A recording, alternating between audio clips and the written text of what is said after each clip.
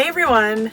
Wow, we are finally sitting down for a minute to catch up after weeks of running just about all over the place. In the last 2 months, we've traveled nearly 7,000 miles through 12 states and 2 countries. Taught 4 photography workshops. Represented a new camp at the Overland Expo East in North Carolina. Spoke at the Photo Plus Expo in New York. Released 3 new calendars for 2019. And I published a book. Yay! Whew. I'm tired just saying all that. After returning from Mexico, we did a quick workshop in Texas, and then we flew up to New York because, let's face it, nobody wants to drive a camper in New York City. I don't. In New York, I was honored to speak at the Photo Plus Expo in the Nikon booth.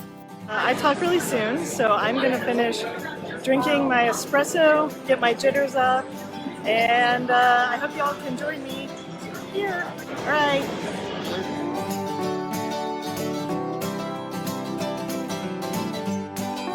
This was not only a chance for me to share a little bit about my story, but also a chance for me to learn from some of Nikon's top photographers. And luckily, Nikon recorded them all, and they're available online. I'll be sure to include a link in the description. But there's no rest for the weary. As soon as we got back from New York, it was off to North Carolina to catch one last glimpse of fall colors amongst all the pretty waterfalls. We met up with our friends April and Brett to teach a photography workshop, which conveniently started on Halloween. But don't worry, we didn't forget to dress for the occasion.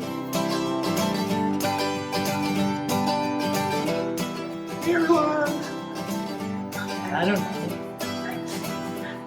We were faced with some pretty crazy weather, from really thick fog to heavy downpours and cold temperatures. But I always find it a good challenge to shoot through the elements, and we all walked away with some pretty great images.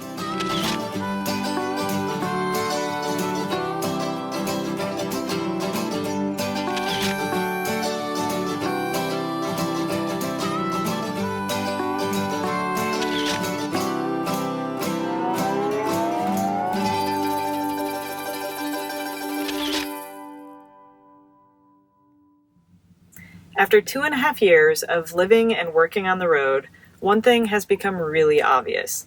There is a big difference between traveling for work and traveling for play. When your work life and your home life become pretty much the same thing, it's extra important that you take time to make sure you're enjoying life. So with that in mind, we thought we'd share 3 ways that we found to add a little more play to your day. First, allow yourself some me time every day. Obviously, running and climbing into mountains is how I prefer to spend my me time, but that's not always possible. So sometimes I'll get the bike out, go for a run around town, or even sit down and read a book.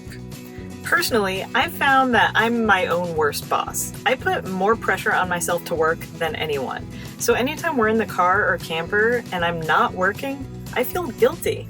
So for me, it's more about allowing myself a minute to just do nothing while my brain gets a break. Second, remember to experience things along the way. Don't be afraid to take the longer scenic route, make detours, or stop and see something new. I know this sounds like an obvious one, but if you're too busy fretting over the logistics of your trip, you're gonna forget to be present. So, next time you're driving and see a sign that piques your interest, don't be afraid to take the exit and check it out. You never know what you're gonna find. Whoa.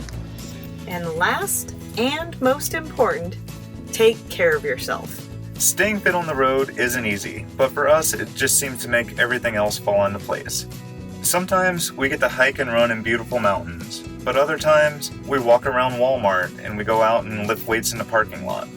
With our busy schedule, it can be hard to justify stopping for a few hours just to run or hike. We almost always feel like if we're not driving or photographing, we should be working on our computers. But when we don't take the time to take care of ourselves physically, it affects us mentally as well. Taking care of ourselves actually helps us feel better, think more clearly, and be more productive when we sit down to work. Working like we do while living on the road full-time can be hectic and exhausting. Fortunately, the work we do goes into building our own business based around doing the things we love.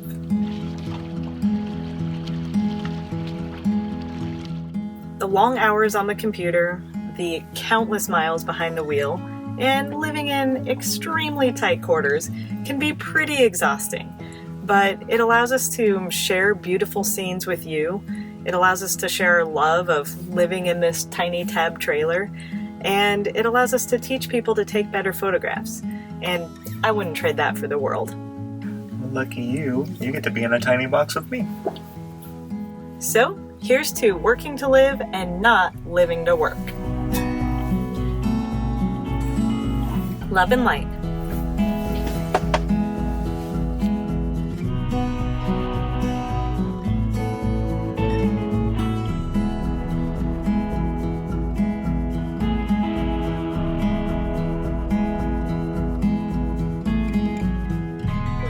Thick wog. Thick wog. The fog and The wold. wog. You said from thick thog, or from thick Thick dog. thog. Thick dog.